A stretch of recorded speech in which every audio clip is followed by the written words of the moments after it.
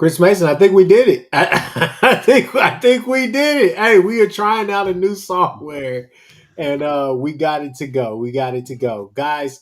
Welcome back to another episode of the Recruiting with Chris Mason. Basically the Monday night podcast of this whole thing with Sooners Intel. So, got myself, Chris with a K, Horns Down Podcast, Horns Down Forever. And you got Mr. Students 360 himself, Chris Mason, who's here to give recruiting notes. Excuse me, no fluff, no none of that. Just getting straight to the business, right? People, look, as we always say, we're here for a good time, not a long time.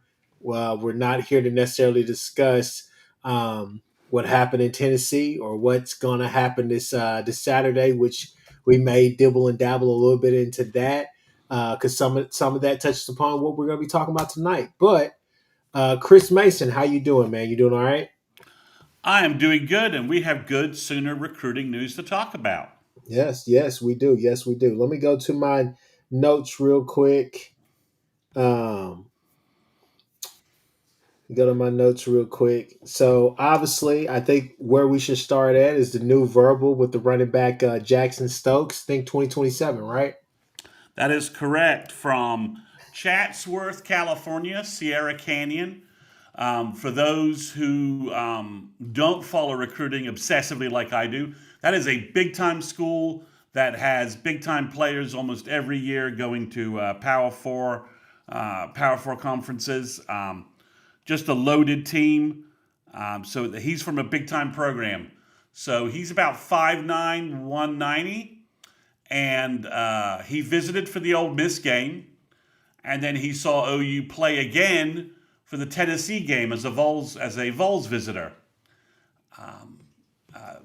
Really, the way OU closed on this recruiting is a combination of DeMarco Murray and a heavy assist from front office superstar Stacy Ford, who, if you don't recall, used to work at UCLA, has connections up and down the West Coast, and we're definitely seeing. I think this is the biggest example, Chris, of how this front office staff is really helping and driving recruiting, high school recruiting.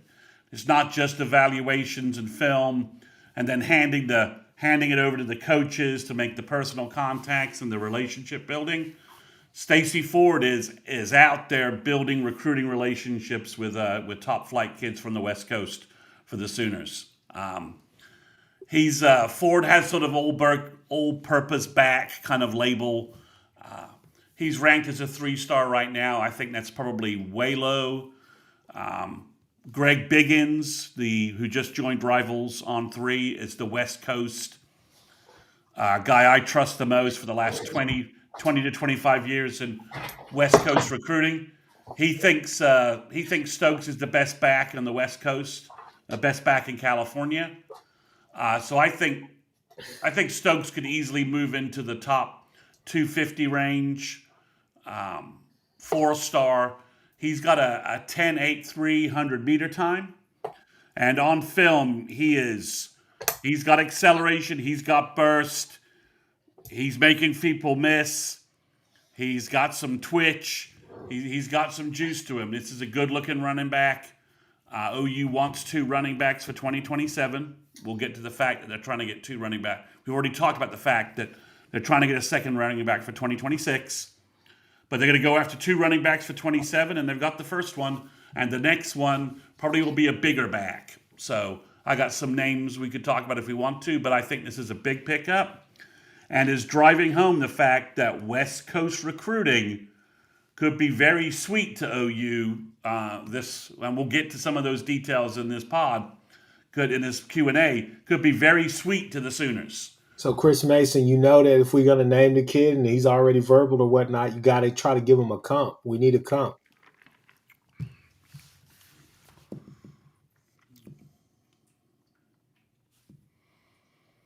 Five nine 190, super speed, super hard to tackle. Sproles. That's who. I mean, Deuce Vaughn, guys like that. He's a little bigger than that, but that's not far off. That's not far off. Mm. We better take care of this. Put Unks, put your Unks message up and I'll deliver the bad news. He just verbal to Miami about an hour ago. Yeah. DeAnthony Lafayette dumped LSU, already with the Canes as of an hour ago. I'm not sure how heavily OU was after him. Um, After they have offered the kid we'll talk about today, we need to talk a little bit about OU's new D line offer, which I think probably made their pursuit of Mr. Anthony a little lukewarm. So, I hear you. so Stokes, he's a really good all-purpose back. So maybe TJ Pleasure with with much more wiggle and speed for a name to the pass. Maybe, maybe little Brendan Clay action for those going back in the Wayback Machine. so so a guy who has potential to who could potentially be like a one, but is a great depth piece, somebody that probably contributes, right? And you could flex him out, do some two back stuff. He has return capabilities. He could easily be the complementary change of pace back you use, third down back. He's a very good wide receiver out of the backfield. So he's kind of got some of those things. Said Keith Ford a good comp. Nah, Ford was a bigger kid.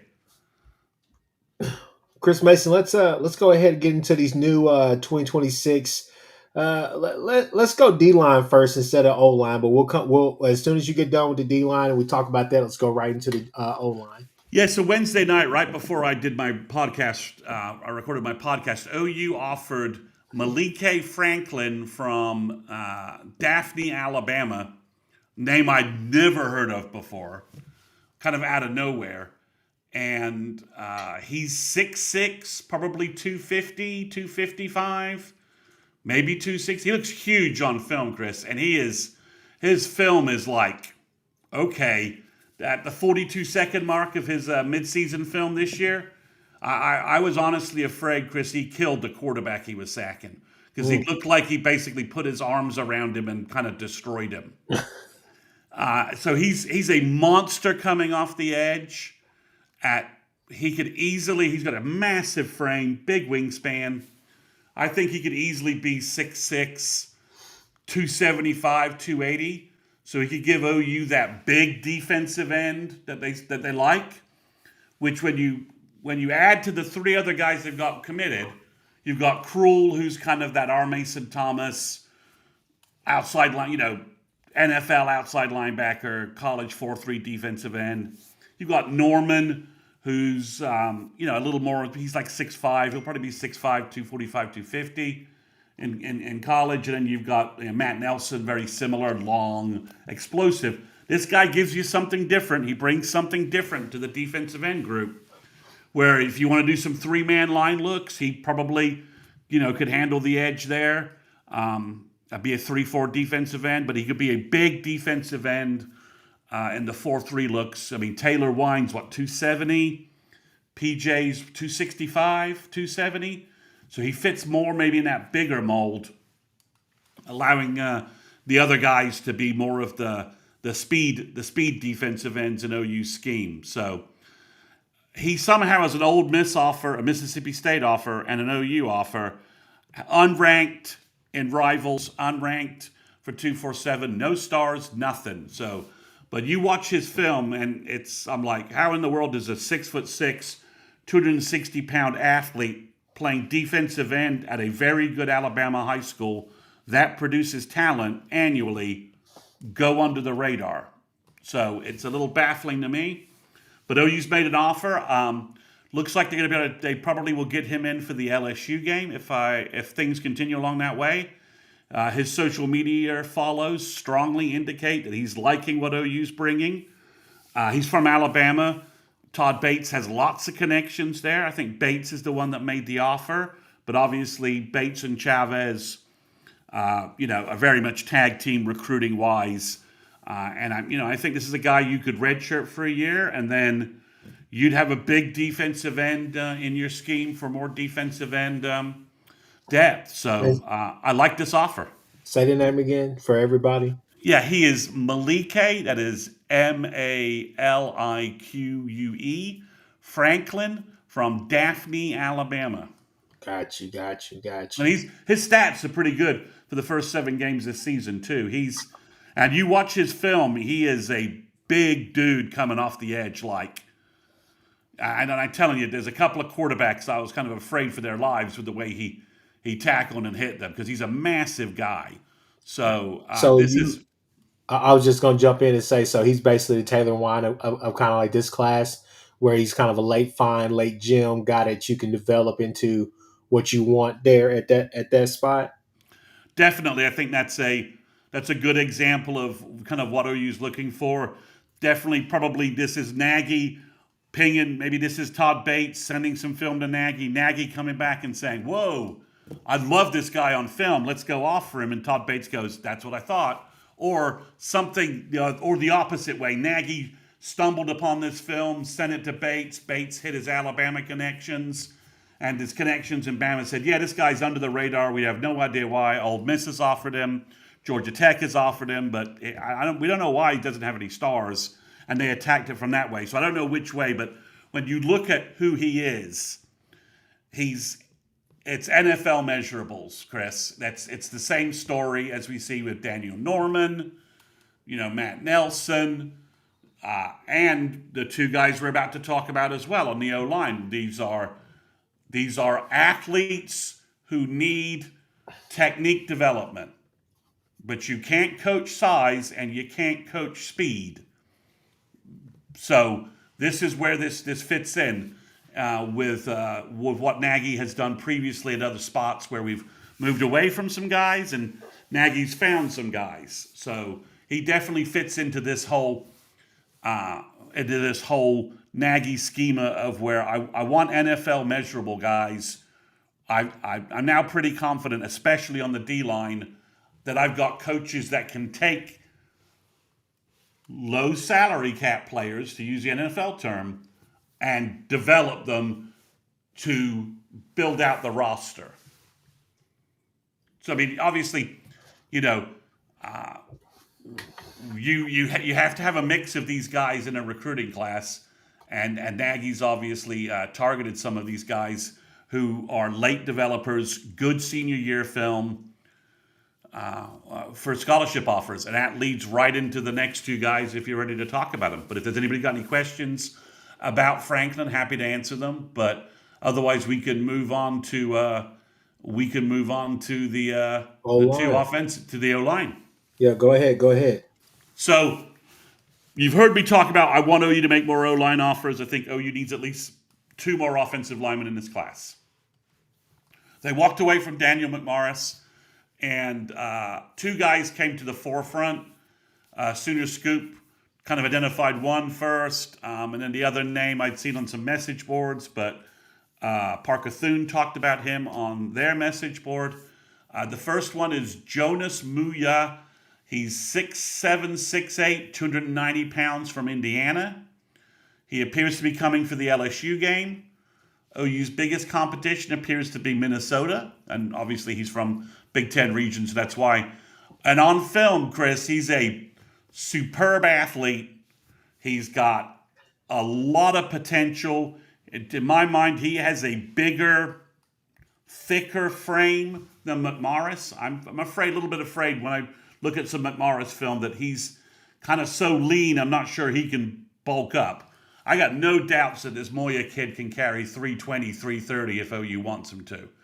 And he's very athletic. He's still raw, but he's physical. No one gets anywhere near his quarterback in pass rushing. His technique might be a little raw there. Gabe Eichert might be at a point 100 things wrong with it, and he's probably right. But the guy's so athletic with such a big wingspan that no one gets near the quarterback. He's able to recover and use his wingspan to fend guys off. He can pull. He's got enough speed that he could pull, do some GT counter stuff at the tackle position. He needs development, but the things he needs work on, Bill can fix and Bill can develop. But he's just such a good athlete at offensive tackle. And as my understanding is, he just transitioned to football from basketball. Like many guys, someone sat him down and told him, your ceiling in basketball is here. if you switch to offensive tackle in football, it's here. And he did that. And I mean, he's a really good looking guy. His offensive line teammates might all be 6 foot or 5'10" or 5'11", because when he's standing next to them, Chris, it's like, okay, where's Jonas Moa? Oh, that would be the guy towering over all of the other guys on the offensive line. So it's a good offer. He's got a lot of developmental potential. I think McMorris's floor might be higher, but I think Muya's ceiling is higher. Then they offered from Friendswood, Texas, Noah Beebe, I believe it is, or Bebe. He was a tight end last year at like 6'4", 250. Bulked up and is now playing inside at playing tackle, but he probably is a center or a guard for the Sooners. He's 6'4", 290. Again, super athletic. You watch him running downfield, and he's hitting people. He's all go, all juice. He's not holding back. There's a play where he's running after his running back, and he's hauling ass to get a play. Sooner Scoop has some senior video of him. He looks really good at tackle. Can move inside, I think, to guard. I watched his tight end film. He's a very good athlete. And Chris, you could even use him as like a big blocking tight end, I think, from the hop. Put him on the field, put him at the end of the line in short yardage and stuff like that, because you could even sneak him out and sneak him out and have him catch a short pass on the goal line, because nobody would think he can catch. He can catch. He's a good athlete. So he's like Proctor, huh?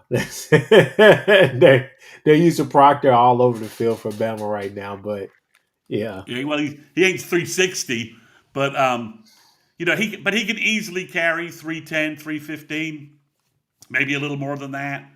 You could obviously move him. As your uncle said, big frame, lots of athletic stuff with that kid. He could easily carry 315, 320, but be physical and athletic. And again, this is the kind of stuff we know. What's he missing? He's raw. He needs some help with technique. What can Bill do? Bill can work and develop those guys. Yeah. What can you not do? Make guys faster, make guys more athletic, right? And he's physical. The kid's got a physicality to his game. That's why that, to me, contrary to belief, for those who still kind of doubt the process, I think that it's basically a match made in heaven with the way that BV and crew want to recruit, the way that Nagy wants to recruit, and the way that Bill likes to recruit from time to time. He will go get the guys that are semi-polishing, and he will finish polishing them up. But I think a lot of people on the staff, which I really like, it's as simple as I can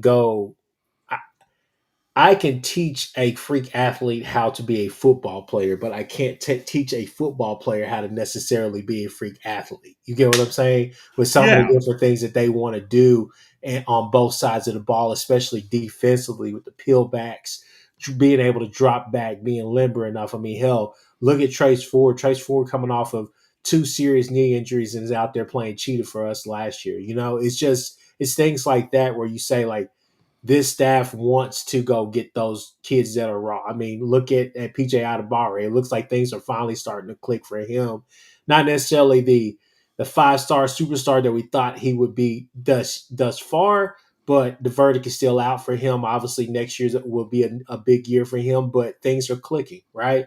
But again, we knew coming out of high school, he was still really raw. He was still learning the game. And so I think it's things where you can stay healthy, stay on the field, and that's what they want to do. Howland is a prime example for Beatonbow, former tight end.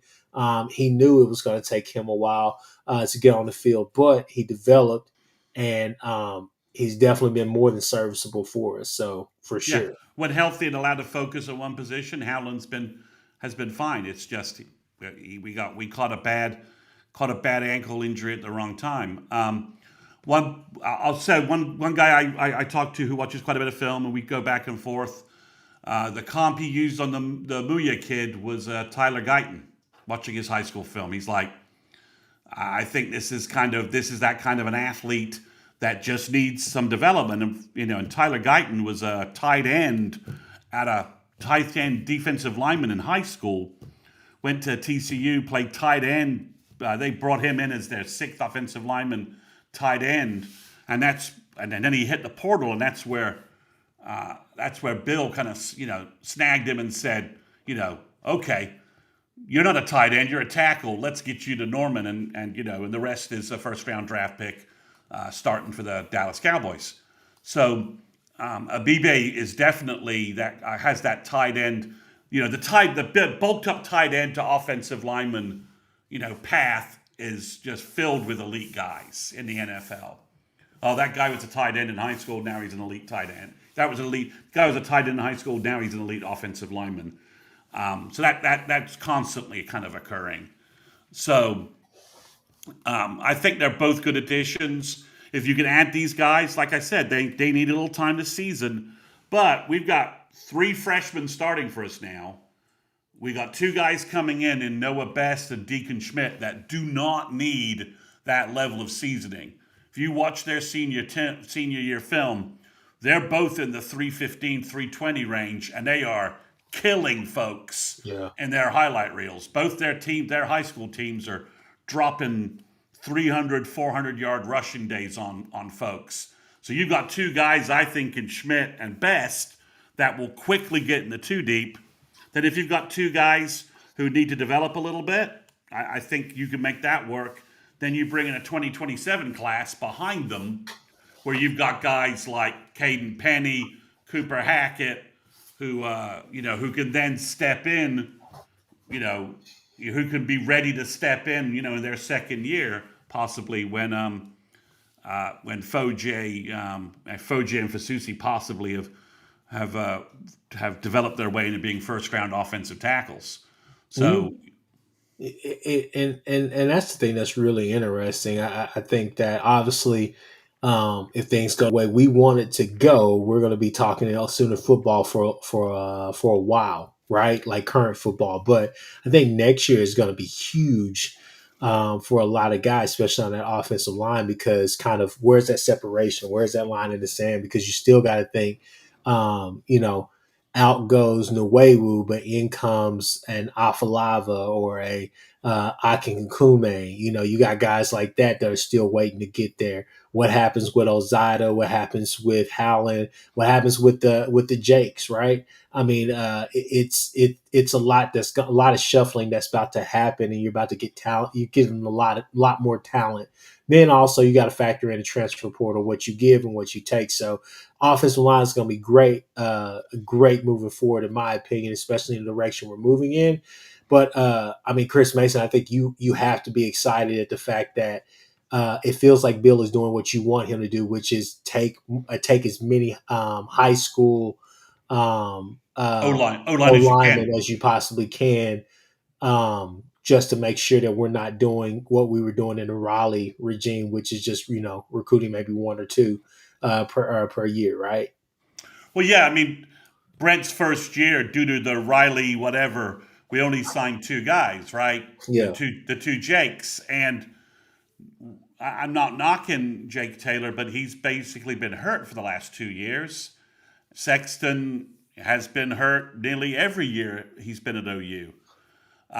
So we need different guys. We need developmental guys, and if one of Mua or a BB, if OU signs them, doesn't work out, but the other guy does, then that's a win, right? You got to play the percentages of having players in your on your program. I do like, Chris, that especially at O line, when kids develop later, get bigger, you sometimes bigger kids as juniors max out, and those guys, when they get to college, don't end up being as good as we all think they're going to be. I do like OU looking at two athletes who've just picked up the O line, are playing well as seniors, and have a lot of development runway. Mhm. All right, all right. Let's go ahead and move to these to the Taven Epps, and then there's another 27 kid that I know you wanted to talk about. Let me get his name real quick. Juju Johnson. Okay. So Taven Epps visited OU for the Ole Miss game. He is a top 100 2027 linebacker, edge player. He's from California. He's 6'4", 220. He may be a little bigger than that. Looking at the photo of him with Brent when he visited, and he was committed to Texas when he visited OU. So he apparently had a great visit to OU, and he has now decommitted from Texas. He has a lot of connections with front office superstar Stacey Ford, and I think there's a strong chance Epps could be back for a second game before this year turns out. And I think there's a very good chance that OU, if he waits until the spring, which is kind of what he talked about in an interview, we'll see if that happens. I just think it's the timing of his decommitment after the OU visit is very encouraging for the Sooners. And this kid on film he's like Brent's ideal. Brent just I'm sure just looks at his film and goes, I can do everything with this kid because he's good in coverage, but he's also a monster off the edge. So you literally could play him in some of the Kendall Daniels cheetah stuff we've been seeing and do some 3-man line look with him on the edge and do all kinds of stuff with him, play him just flat out at defensive end sometimes. I've heard someone say Micah Parsons kind of film. Ooh. In terms of his versatility, which of course makes you stand up and say hello from that perspective. And his film's really good. When I heard OU was making a move here, I was like, he's going to Texas. Can we dent that? And then he visited Norman and seemed to really click with the OU staff and guys. He's he's in top 75 range.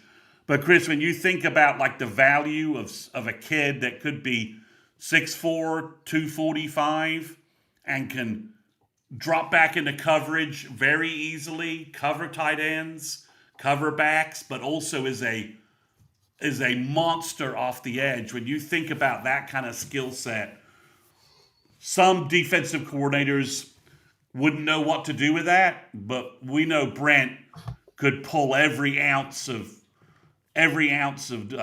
dominating play out of a kid like this. Yeah. I mean, you talk about 4 years of this kid as opposed to just 1 year of Kendall Daniels. This is, and he's a huge kid. He's got a massive frame. So, he could end up just that defensive end and just be, and you're like, well, I love the fact he can drop back, but he's such a killer off the edge that, we're just going to keep him there. So it would be very interesting there. So a name I haven't really followed that much because I wasn't really sure where OU was with him. His name's Juju Johnson from legendary power program Long Beach Poly. He's a cornerback. He's 5'11", 170. He was hurt this year, but before he was hurt, he was in like a top. ESPN right now haven't really re-ranked him.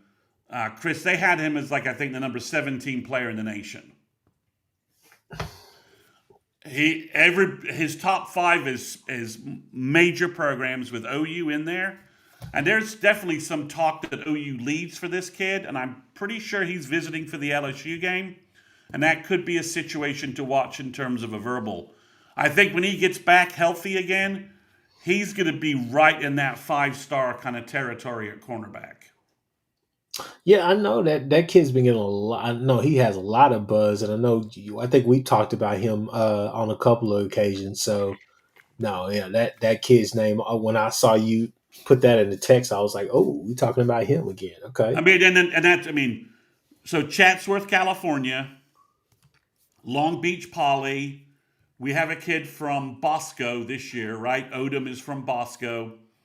We're a Meta D kid and someone from, like Fair Oaks, away from just having a lot of the big time California programs having Sooners becoming future Sooners. So that's a place you kind of like to be from that perspective.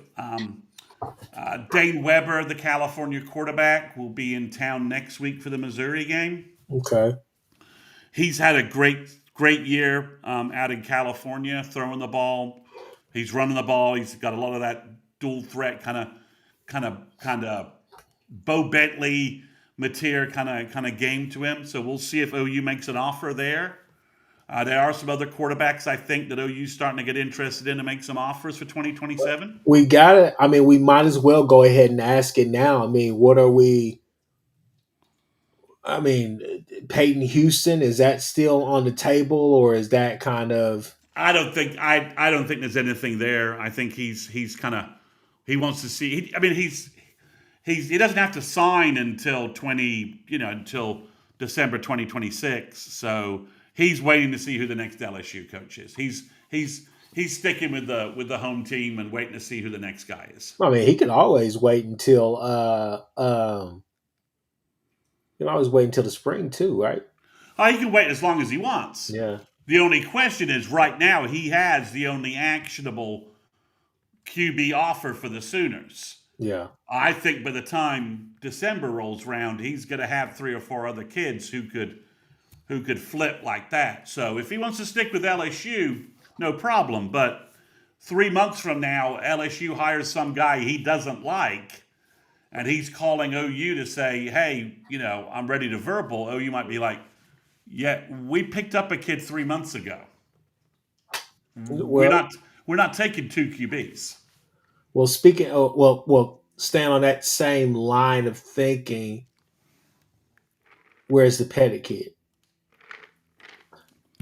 Well, somehow Wisconsin beat Washington, even though their punter was their leading passer Yeah, with 18 yards. Okay. And obviously, the Wisconsin AD, in a baffling decision, I think, from them, has come out and says that we're doubling down on Fickle.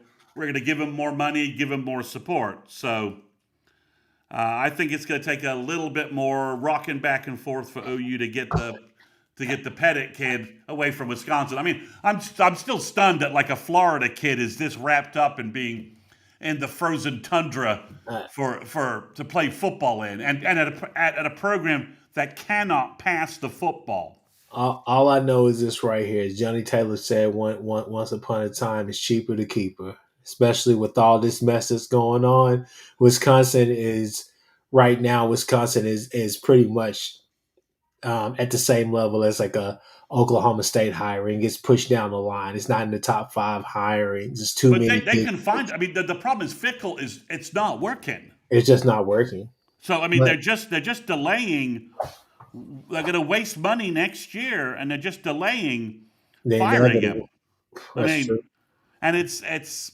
I mean, we've talked about it, and they're really good. I mean, not everybody has to hire Lane Kiffin, right? There are Mhm. lots of good coaches out there that could make Wisconsin better quicker. There's lots of good guys out there that could do a good job at Wisconsin. It's just not working. We all thought it was a great hire. We all thought it was going to work. It just hasn't. And doubling down on, it's like, I don't know, it's like throwing 80 grand into your house that's not selling, thinking that, you put more money into it and it's going to sell. It's like, dude, it's in a bad location in a bad part of town. Cut your losses and just get what you can. No, I hear you. It's Wisconsin may be due for a culture change for a little while. They obviously, I know they want to pound the ball, they want to play Big Ten style football, but it may be time to really go to a true spread attack for a while and go ahead and let those kids get it. Let's jump into some questions real quick. Scott Walker, he's asking, are we getting any Bixby kids? Scott, where does Caden Penny play? Yeah, yeah. He's a Bixby kid. OU's offered Connor Arant, the 2028 tight end from Bixby. They love him. They want to get him. He's getting offers from everybody. So, that's 2 Bixby kids right there that OU badly wants. From that perspective, I think, with Penny becoming a Sooner down the road, I think OU will have their shot at Bixby kids that they want. Biggie, if you're still in here, let's ask your question. He says, "What you got on Titus Hawk, Mr. Mason?" So the rub on Titus Hawk seems to be that his dad played baseball at OSU. So there's some OSU legacy stuff there. And Titus wants to play baseball in college as well as football. So Skip Johnson hasn't offered him in baseball yet. So they haven't had that dual sport discussion yet.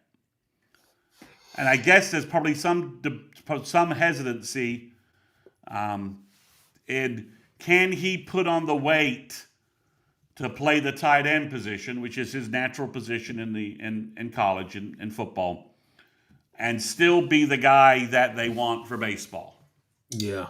So, and wouldn't shock me if this Blair situation doesn't have some people being a little antsy about the whole two-sport thing with baseball.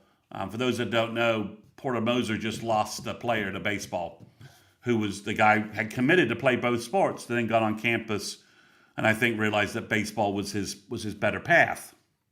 Yeah.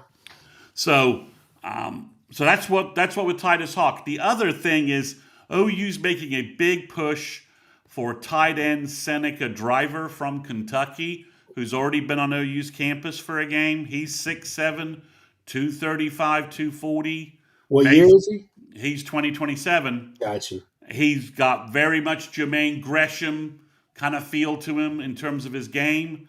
And maybe OU's thinking, well, we need to see where we are with him. OU definitely wants Ben Kolar at tight end from Norman North.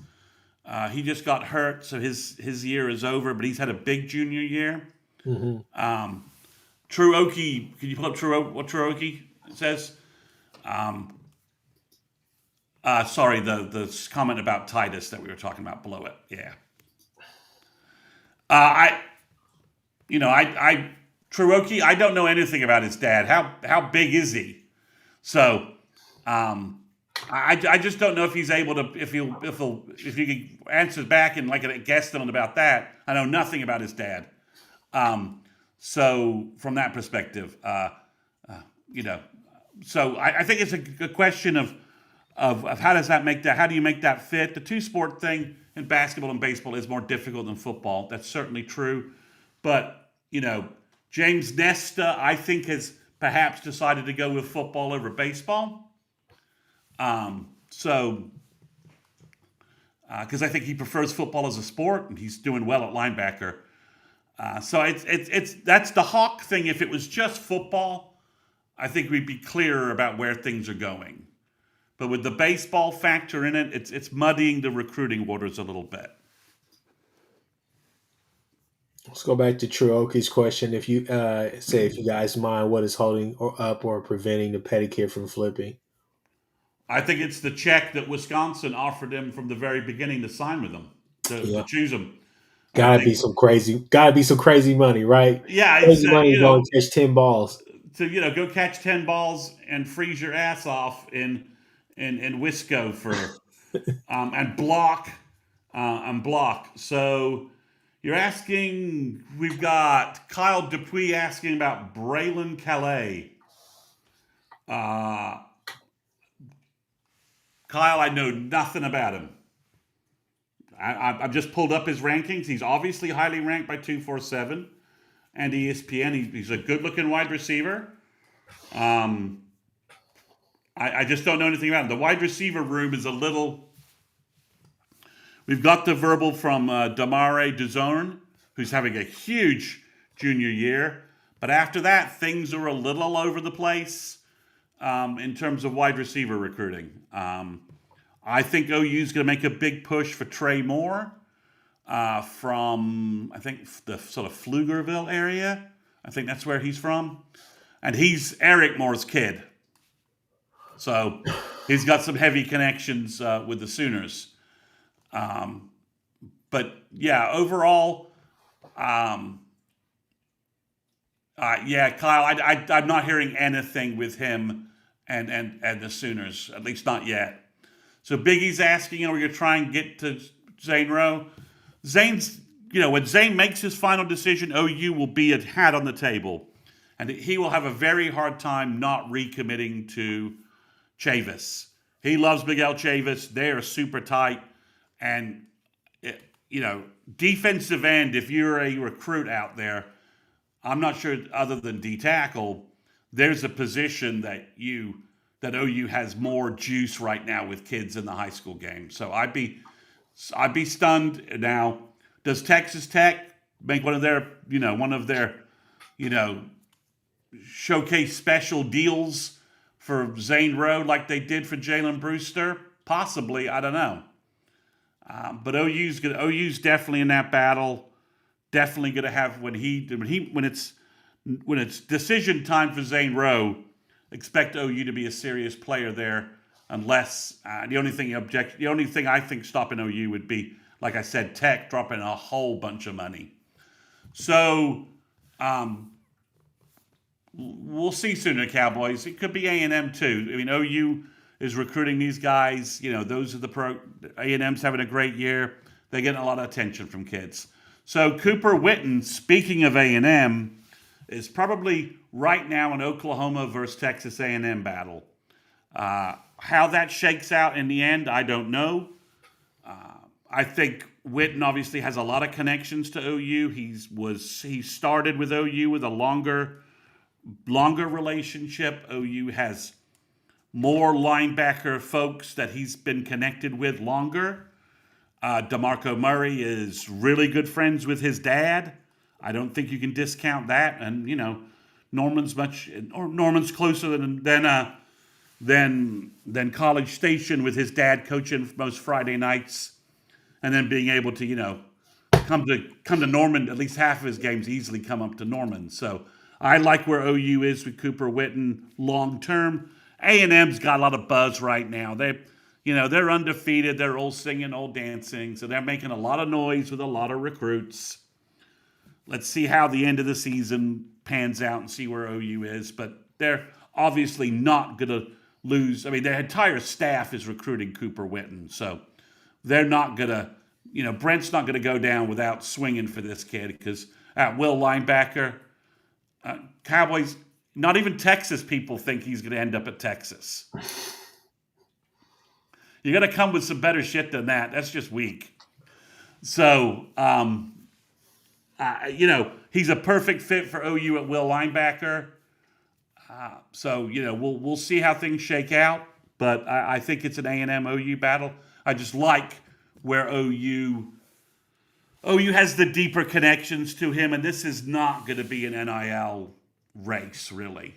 His dad made God knows how much money playing tight end for the Cowboys. So I don't see that. I don't see it heading in that direction. All right. Look, people, we're on here for a good time, not a long time. Been 43 minutes. Chris Mason, I think it's time for us to get up out of here, man. No problem, Chris.